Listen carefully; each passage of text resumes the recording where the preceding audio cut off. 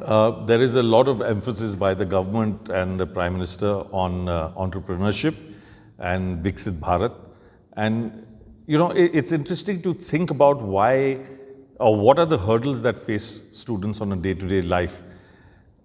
I feel that, unlike some of the more progressed economies, because of the fact that we have been fairly poor economically, a poor country till about 25, 30 years ago, there is still a very large focus which comes from parental insecurity and fear, justified perhaps, that what happens in the case of failure.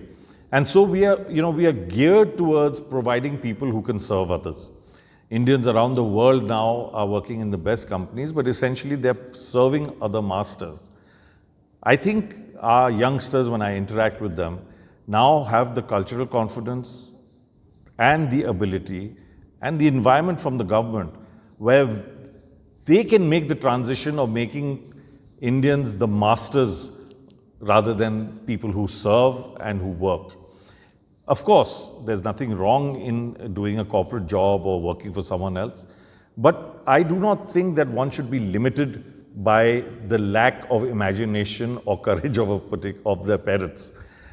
We at Mayo feel that as leaders of education in schools, a leader's job is to be able to take risks.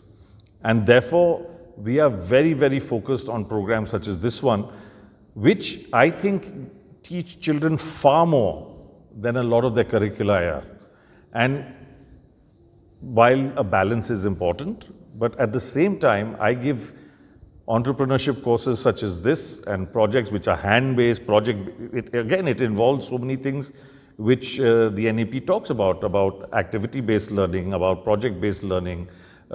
It also, in the course of it, increases awareness of the economy, about how to manage accounts, finances, everything.